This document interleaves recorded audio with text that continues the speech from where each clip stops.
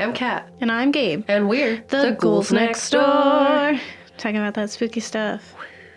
That's what we do. Whisper yelling. Yeah. I realized after the fact that the woo, they went, had little less effect if I was very quiet about it. Usually woos are like excitement times. Or they're silent from children in the windows. Yes, which is something that happened to me today. Yes. Because something spooky is always happening to the ghouls. Yeah, we go outside, it's scary. Yes, because the truth is scary, right? Reality is scary. Yeah. Society is scary. Yeah, I mean, honestly, I totally get the people, like, agoraphobia, right? Isn't that what it's called? It's crazy out there. Like, not even, like, anything else. Like, it's just, like, what's happening? I don't get it.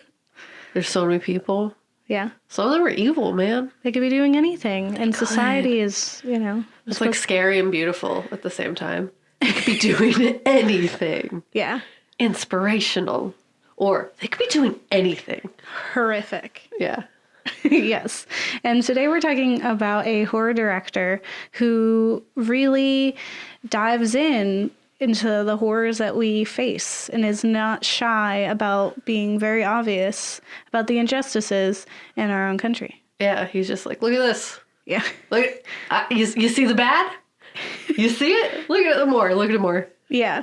There it is. It makes me think of like when we did our foreign horror series, we talked about how like the country's wars or like the civil unrest is what influences their horror. Yeah. And I feel like Jordan Peele, who we're going to talk about today, is America's version of that. Yeah. He's just like, did you know there's lots of racism here? Yeah. There is. Did you know there's lots of classism here? Yup. We're going to just look at it a bunch. Yeah. He seeks to really explore the other and even the other within ourselves. Yeah. And it's fun. It's refreshing. And he's opening doors for many other horror directors to come, hopefully. Yeah. I mean, yeah, he's doing it. Yeah. And he's inspiring others to do it. It's just like, you got it. You're doing the whole thing. Yeah. Let's all go do that. Shows we can be accountable for our own stories and that people are going to show up and they're going to watch them. Yeah. Facts. Yeah, facts. We tell you facts. All the facts. Yeah, facts. Still facts. About that spooky stuff. Yeah, spooky stuff.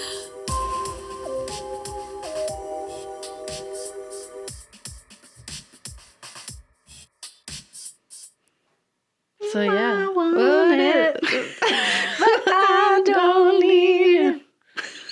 So That was our attempt. I didn't know we were doing it until it was happening. Until it happened. So that was me. Surprised you. That's Key and Peele's beginning. Yeah, I mean, if you've never seen Key and Peele, I advise you to pause this. Not because we're going to talk about it a bunch, but just like in general and fix it. Yeah, you Fix need your it life. in your life because It's fantastic. you'll be a better person for it. And I think what we're going to kind of dive in and discuss today is going to show that, like, he's always been saying these things. He's never held back. He's always told us these things. And he found a new medium to do that. He picks a genre and then does it. Like, does it? Yeah, but You like know? doesn't have to it. Yeah. He whole butts one thing. Whole that's one thing. Yeah. Yeah. Well, So why don't you Parks tell and us Rec about... wise, they're thrilled. Yes. Tell us about Jordan's life and inspiration. Yeah, so I did a little research on Jordan. As what I've noticed is if you're not an author, you don't have a website. So Yeah. that's what we're going with. And I went to biography.com. Oh. Yeah. They had a ton of little like fun snippets, like little facts. Cool. There was like one, this is my favorite one. Okay. He wanted to be a puppeteer, Aw. like a full-fledged, Yeah. 100% like just doing puppets. Yeah. Wanted to can be a see that. puppeteer. So I thought that was just like a really fun fact where I never, like, you can see it. I don't know. I just never would have like thought anyone's going out and just trying to be a puppeteer. I didn't Yeah. know that was like, you had to go to school for it. So Oh, that's yeah. cool. I was just Yeah. like, that's such a fun fact. Yeah. And also like, does he still make puppets? And to have the freedom to have that be your desire, Yeah. that you're like, I don't need to be a doctor. I'm going to be a puppeteer. he's going to go say stuff with puppets. He's going to Yeah. whole butt it. He's going. Yeah. You know what I mean? Yeah. But yeah, so this little quick fun fact time about Jordan Peele. Yes. He was born in New York. Cat's and- History Corner. Woo! Yeah. Yeah. He was born in New York, Yes. Upper West Side. You know, he's biracial. Yeah. So his mom's white and his dad is black. And his mom actually ended up, by the time he was 6, raising him by himself, by herself. Yeah. And essentially was living in the Upper West Side, and Jordan like got exposed to like what it's like to kind of have a single mom. Yeah. And another fun fact about that is that he was super observant, because when he was, I don't know what age, it doesn't say, but he was on Kids Ask President Clinton Questions on ABC. And he basically was like, what are we going to do about the fact that people don't pay child support? You're an observant kid. Yeah. If you even know what child support is. Usually I'm just like, when I was that age, I was like, you know, my mom doesn't like my dad very much. I don't know why, Yeah. you know? Yeah. And we don't have any money, but that's not because of him. It's different. Like, he's not here. It doesn't matter. Yeah, like you're not thinking about that. You're like, what's mom not doing? Which is mean. But Yeah. still, he was very observant. He was like, you know, Yeah. she's not getting child support. I'm seeing her like struggle. Like, what the heck, man? Yeah. And she was probably very open with him, too. Yeah. They probably had a good relationship of, like, you know, we're in this together. Yeah, but I thought that was really cool. I was like, that is legit, like a very adult child thing to do. Yeah. To really be like, you could ask President Clinton anything. Why? What are we doing to help people who don't have dads out here? Yeah. I thought that was cool. He also talks about his, like, biracial upbringing a lot in Key and Peele. Mm-hmm. Comes up quite a bit, Yeah. which is fun. He's very honest about it. Yeah, and he actually said, like, in biography.com, thank you, talks a lot about that, where basically he's like, he admitted to really feeling like an outsider when he was younger, and like specifically standardized tests were traumatizing to him because he wouldn't know which category Yeah. Yes. to pick. I know So that he would feeling. pick other, and then he was like, that feels, I'm not an other, you know what I mean? Yeah. Like he was like, that feels weird. So then he just eventually just started like putting African American. Yeah. And like settled with that. But yeah, he described that as like making him feel very much like an outsider, which I mean, he talks about it, I feel like in Key and Peele too. Mm-hmm. But then also you see a lot of that, like, you see his expression and Yeah. figuring that kind of stuff out in his films, which is cool. It's like, you Yeah. got that like self in your movies Yeah. kind of deal. Right. But you know. Yeah. What are some other fun facts? He has a production company, Yes. Monkey Paw Productions, which I Yes. just thought was a really fun title Yeah. for a production company. And he says he's like Especially always one loved for horror. Yes. And he's always loved horror. And he was actually kind of like bummed out that like Get Out wasn't considered just horror Yeah. and that it was a social thriller, I believe. Yes. And then he was like, you know what?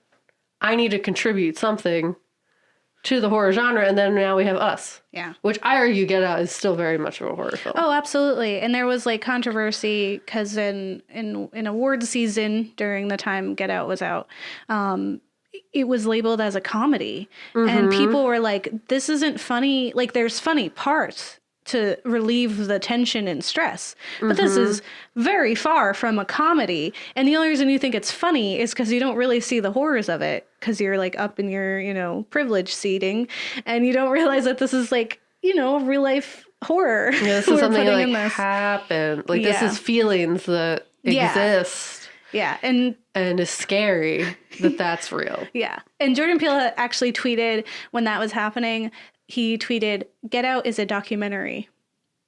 Which is just like, yeah, that's what he's trying to tell you. This it's is not about real comedy. life. It's It the whole is. thing. It's, I wouldn't even. Yeah, it's. If anything, it's like a drama. And social thriller, he kind of revitalized that genre in itself. So, yeah, and he's kind of taken like ownership of it now. But at the time, it was just kind of like a dig to call it comedy. It's been neat. It was like he does comedy, yeah, Yeah, I mean Key and Peele, Keanu. yeah, but that's not this. That was comedy. This is not comedy. Yeah. This is like, yo, y'all messing up. I almost just cursed. That's how we feel about it. Yeah. But he's working on a lot of really cool stuff that I'm really excited about. You've mentioned a few times, Gabe, Oh, this yeah. the something Lovecraft. Country. Lovecraft Country, which is like all about Jim Crow and racism, but also throwing like Cthulhu monsters in there. Yeah. Right? It's a so it's a story that takes place during Jim Crow, and it's based on like the idea of the Green Book, which used to be like a book that would mark like safe places and passages for African Americans during that very hostile time. And so we have a protagonist who is who gathers information of that, and then his father is abducted, so he goes on this whole chase. But it's a collection of like all these small stories where this specific family and friends are afflicted by like cultists. Yeah. But it's very like the real horror in it is the racism and the like the country at that time. And it's like there's nothing more befitting of Jordan Peele's like aesthetic than that book, which is written by a white man, but he did his research and he had, you know, people who contributed to it and were like they're talking to him the whole time that are of color, who were able to like make sure he did it right. Yeah. So it's Nothing really about good. Us without us. You got to consult exactly the parties that be. And I would say it does a phenomenal job, and him producing a series about it coming up in hopefully 2020. Yeah. I am super excited. Yeah, because you read it, right? Yes. Yes. I remember you telling me about it and then figuring out that he was going to do it. I was like, what? Yeah, it's like my favorite book, I'd say, ever, honestly. Like top 10 nice books ever.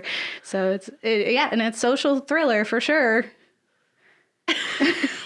100%. And it's like if he's revitalizing that genre, but also like giving some horror gems in there, I just feel like he's doing all the right stuff. He's really like, what do we call it? Lantern bearing?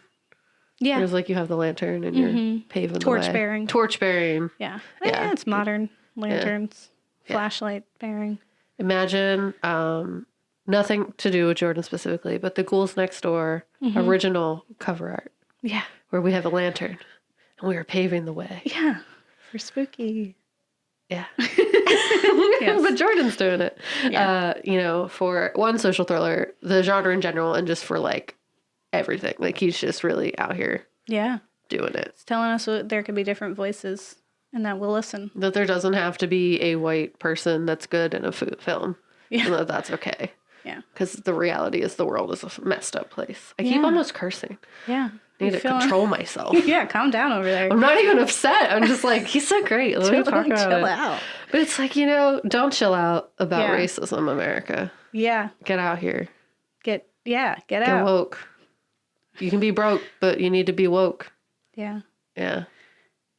That's my little blur. But his follow-up to Get Out, I would argue Us, is very much about people who claim to be woke, and it's actually more harmful than good. Yeah, those people, and there's a little of that as well in Get Out, and like with yeah, and we'll dive into it more. But when the girlfriend is like, why was my dad saying like my man and thing? And she's like, they're no better than the police officer who like pulled us over earlier and like asked for your license even though you weren't driving. And it's essentially just being like, it's comparing like people who are like, I don't see color and like I'm above that and I'm liberal, to the actual systems that are, you know, putting people down because they aren't helping. They're just as evil in a way. Yeah. And it's like, you know, well, people who are woke don't need to say that.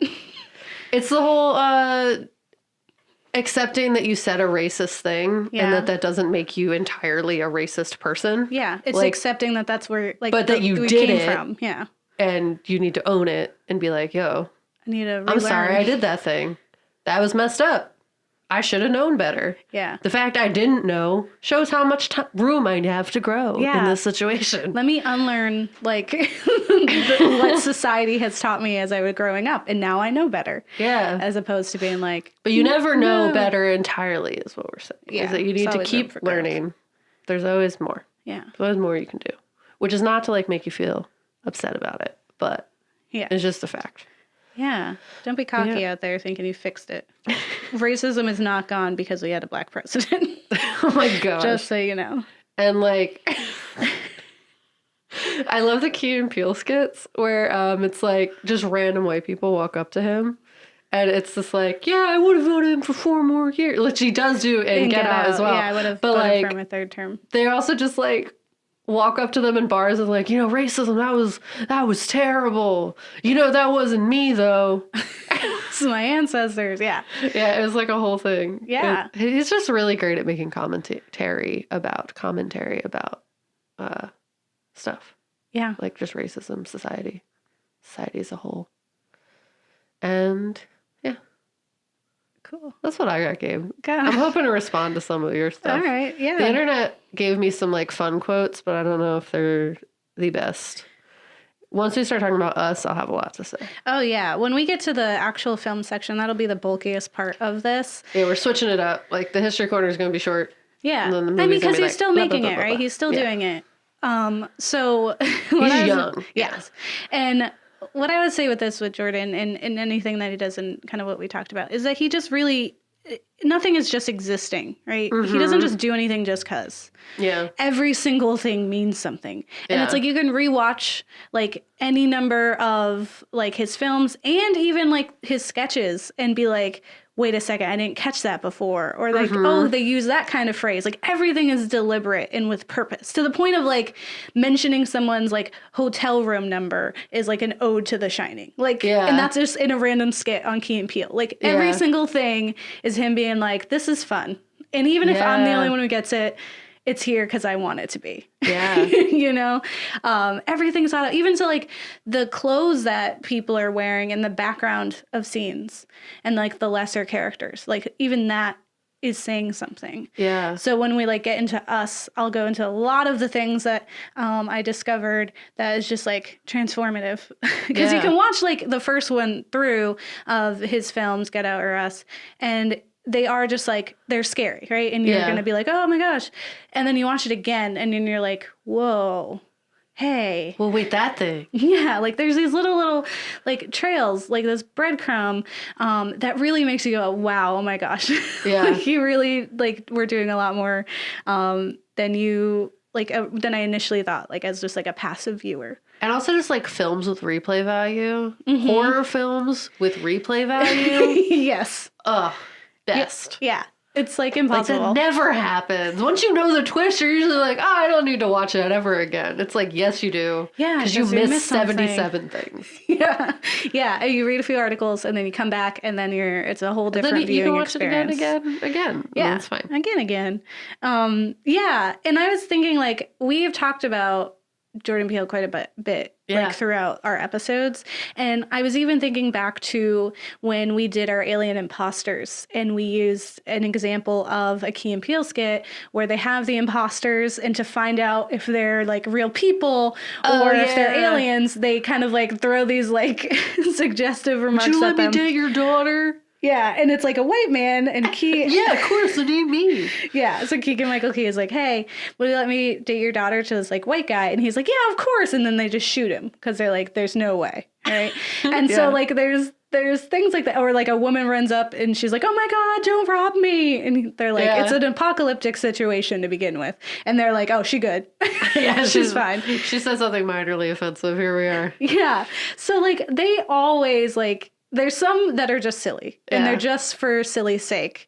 But a lot of them really were like conversations that you would have about like their experiences. And like, even like now, like we were rewatching Key and Peele, I would see some things that I could see even influenced both Get Out and Us. Where I'd be like, oh my God, they did this. And that's kind of like, just like in the film. Yeah.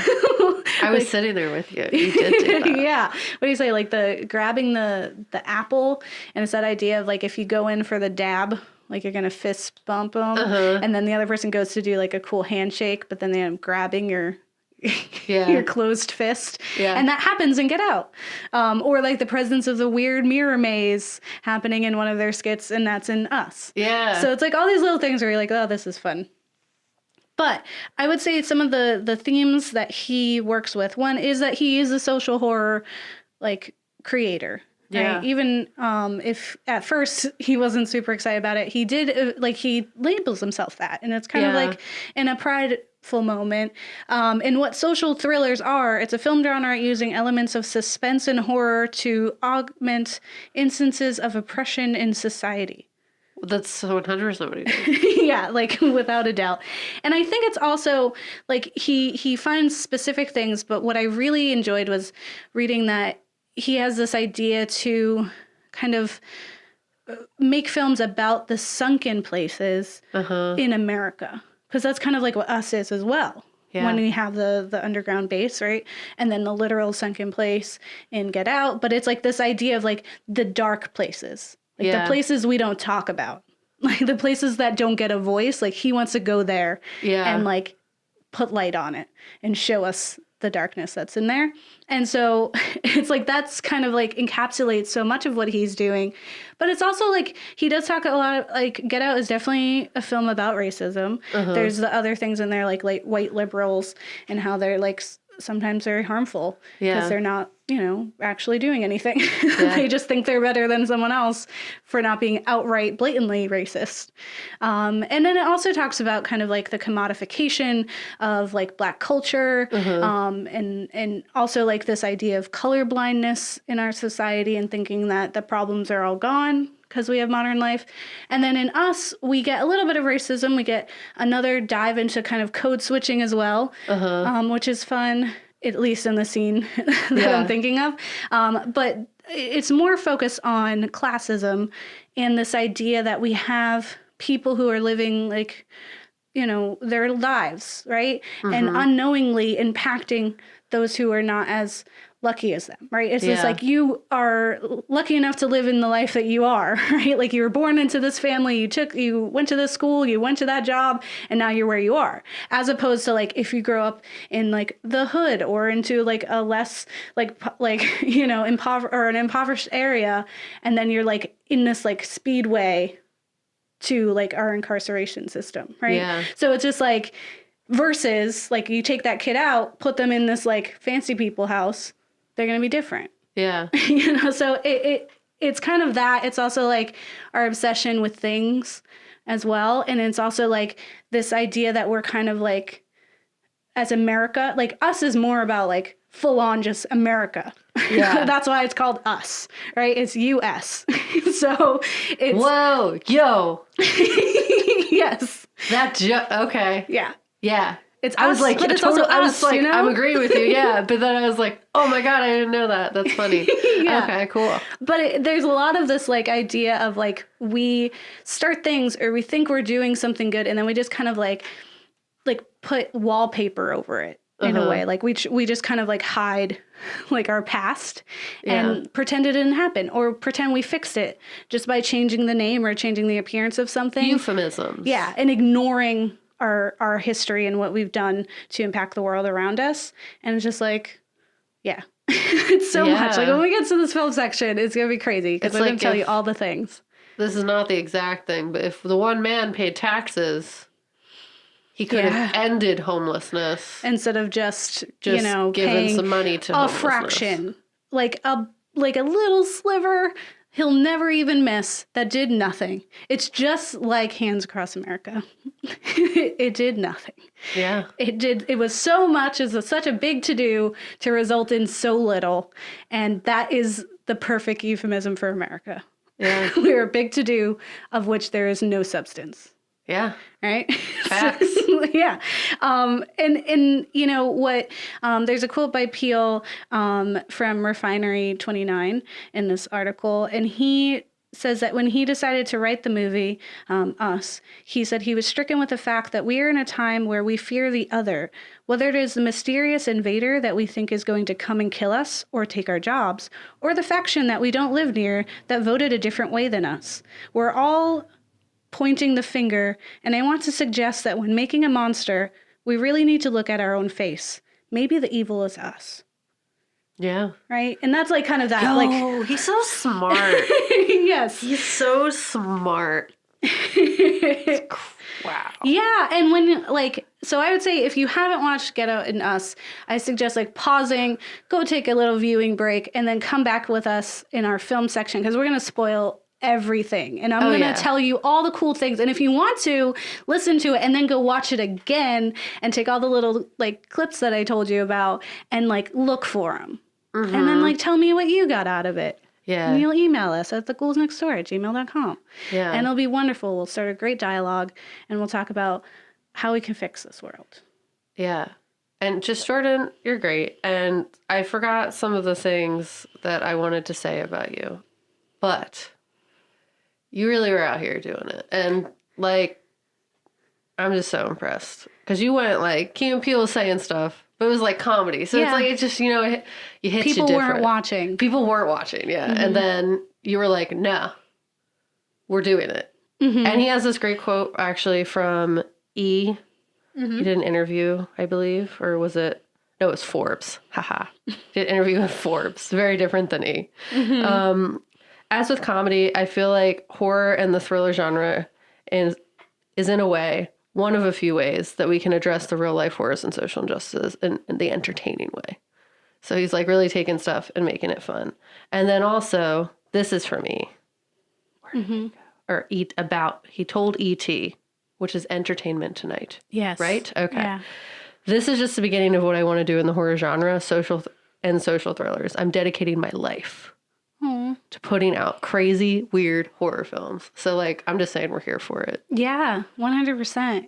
Yeah, I forgot to say, another thing that he likes to toy with and what I think is super important is this kind of meta look at the audience, mm-hmm. right? And, like, and bringing them into it and, like, being cognizant of, like, their like experience, right? Because mm-hmm. there's like, you know, there's that old, I think it's, I mean, someone's going to yell at me on the internet, but I think it's Eddie Murphy who had like a whole skit or like on one of his stand-ups that was like about how if there's like a black family and the house was haunted, like they would just leave, right? Like, mm-hmm. like they're not going to be there. And so with something like Get Out, it's playing on this, like, that social awkwardness where, like, it's beyond reason what happens in that film, right? Yeah. But you can see that Chris stays there because it's, like, a normal part of life. Like, being uncomfortable, like, it seems absurd to the viewer to be like, wow, they're saying some really out-of-pocket stuff to him right now. Yeah. But, like, his, like, the awkward laugh that he gives in that, like, like, and you see that, like, weird grin, and he's, like, so uncomfortable, but they don't care. Like, that's just existence. Yeah. And so he doesn't, because there's no red flags anymore because you've become accustomed to those flags. That's just reality. So he never gets that pang of like, I need to get out of there, the way that his friend is like, they brainwashing people, yeah. you know, because he's not in there and he's not the one who's like trying to put on airs to fit in, right? He's just like, yeah, you know, white people are crazy. They do stuff and make you feel uncomfortable. You just kind of got to grin and bear it and get through it. Yeah. And unfortunately, that's not what resulted here because it was a crazy horror movie. But even still, when you think like about The Sunken Place, like a part of it that he has been, you know, quoted as saying is that The Sunken Place is the theater. Like you're watching these scenes unfold and you have nothing to say about it. Like we have been, like people of color have watched horror movies and, you know, other disenfranchised people watch horror movies and see us like slaughtered or like cast off and given these stupid tropes that are tired and done over and over and over and have never been able to say anything about it. And so now he's finally like, no, we're out here, we're saying it, we're putting it on the screen and you're watching it and you get to be like excited, right? Like you get to have a hero that you can relate to and like you can be like shouting at the screen and feel like you're being heard. Yeah. And you also catch those little things that like, you know, unless someone tells you, if you're a person of color, you're like, hey, like, I see that. I know what that is. But then he also like twists it in like giving us and having a protagonist that isn't quite 100%, like isn't super reliable. And we found out at the end why, right? And so it's kind of like, if we are the protagonist, like if we're putting ourselves in that shoe, like we have to be looking at ourselves as well. Yeah. Because we are not 100% good. And so it's like... No one is. Yeah. So it's like we're watching the screen and now we can watch ourselves. And that's what us is. And so it's like he really likes to put the viewer in there. And I think that's unique and equally as powerful as when he's like giving us all these like allegories and imagery that drives me crazy. I'm happy you didn't just do puppets, man. Yes. I'm glad like, you use really like people as puppets to make movies, you know? Like You use human puppets called The tethered. actors. You know, I get it. The tethered. Because he's a puppeteer. Yeah.